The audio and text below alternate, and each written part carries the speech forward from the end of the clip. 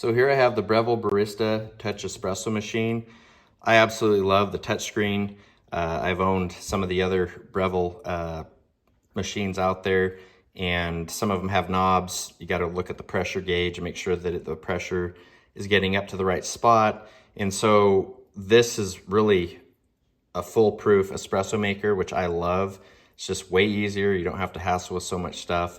I'm just going to walk you through all the details about it, also make an espresso and froth some milk for you. So you can kind of see how it all works and ties together. So basically up here, you have your bean holder. Real simple, it just comes off real easy. You just want to make sure that's full. Make sure that you have it full before you start grinding the coffee. Right here, we have the grind size. So you can have a fine, slower extraction with the fine coarse, and with coarse, you have a faster extraction. So part of that depends on the flavor that you want and how you want to have your coffee espresso poured. And so you kind of have to play with that just a little bit, but for the most part, if you're right in the middle, typically that'll be right where you want it for the most part. Back here's the water reservoir. There's a max line, a descale line, and a min line. And then basically the way this works, this whole thing will pop off, but you can also fill it by just pulling up on this little handle and then pulling up. And if you have little water containers, you can just go ahead and fill it up that way. Makes it pretty simple and slick, nothing too hard to do. So right here, we have our little grounds stomper, I guess you could call it. You just push this down on the ground so that it compacts once they're filled in here. And then right here, you have your little frother, which is a really nice feature. You can make chocolate milk or just froth your milk, so you can do it in your coffee, etc. So some of the options. This is a nice touchscreen face. You can do an espresso, an Americano, a latte, flat white, a cappuccino, and then you can do hot milk. So definitely a wide range of things you can do on this. So let's go ahead and I'm gonna go ahead and do an espresso.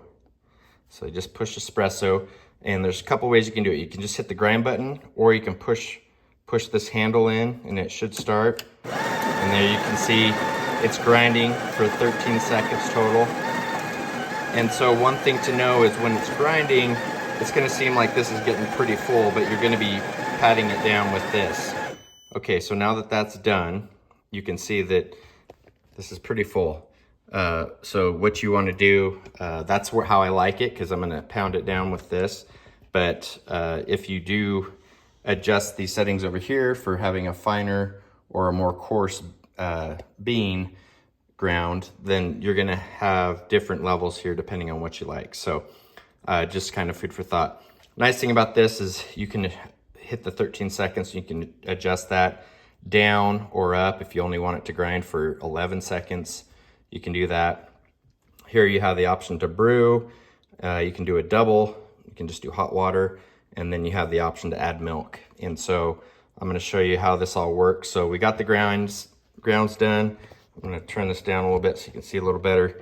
So all you do is you pull this out and you take this out, okay, and then you just basically, you don't have to push super hard, but as you can see, most of those grounds got down there pretty good. It's at a nice level. You don't want it to be sticking up or too low to get a good pour. Then what you're gonna do right under here, you're just gonna fasten it just like this. So it goes in there and you pull it to the right, just like that, and it locks it in. And you're gonna put your cup underneath, okay? And then now I'm gonna hit the brew button. So now this is gonna go ahead and brew for about 30 seconds. That's typical cutoff time for a shot, because when you're doing espresso, anything over 30 seconds will typically end up burning the shot. Some people know that and some people don't, but so this is very well calibrated to eliminate that. One thing that's a nice little thing that you might want to get too is, I'll show you here in a minute, but this is where you can basically knock off your grounds out of this. And so there you go, 30 seconds. All right, so now that that's done, I'm gonna go ahead and slide this over here. let's go ahead and add some milk. So you can see add milk. What I'm gonna do, you got a little handle here so you can pull this out. I'm gonna go ahead and slide it on there. There's a little sensor right back here that you wanna set the cup on. It will actually tell you exactly how hot it is, which is really cool. It goes up to 150 degrees there. I like mine more around 130 to 140, so it's not super hot. So I'm gonna hit the milk button now. You can see that it says it's frothing.